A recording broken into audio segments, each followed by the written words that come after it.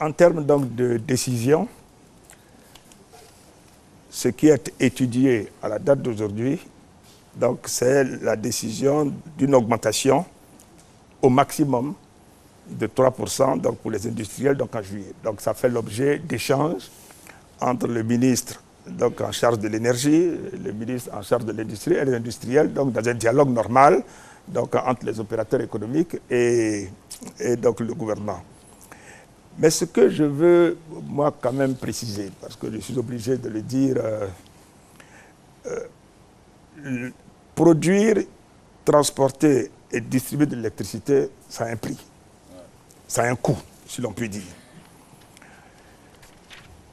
Si nous n'avons pas un secteur donc, électrique qui a une bonne santé donc, financière, nous ne pourrons pas avoir les investissements que nous voulons, notamment au niveau de la production, pour permettre de fournir de l'électricité aux Ivoiriens.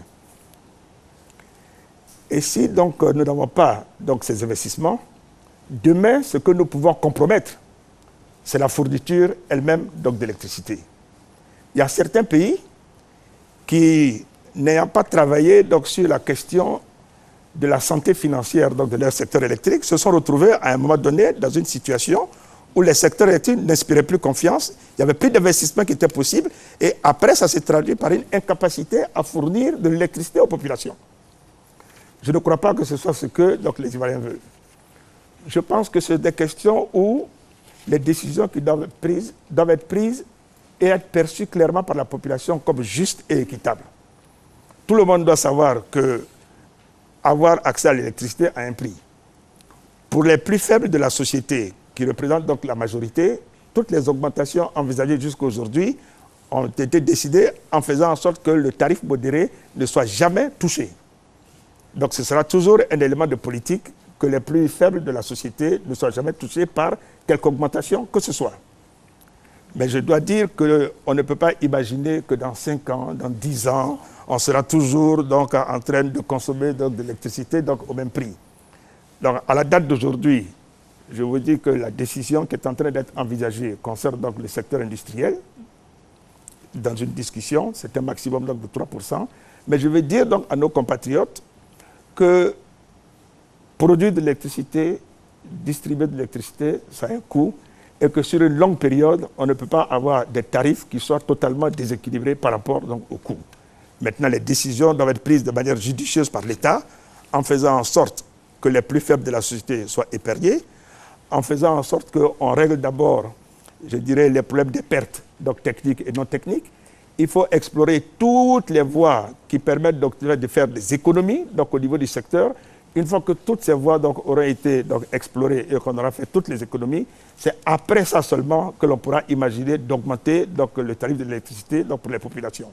Ce n'est pas le cas à la date d'aujourd'hui. Ce à quoi le ministre donc, travaille, c'est de réduire donc, les coûts et les charges au niveau du secteur.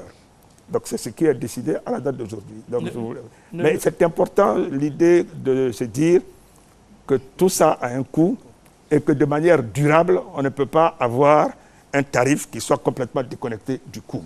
Ce n'est pas vrai économiquement, il faut le dire de la franchise donc aux populations. C'est important de le dire, le président a pris l'engagement d'électrifier tous les villages donc, qui ont plus de 500 habitants.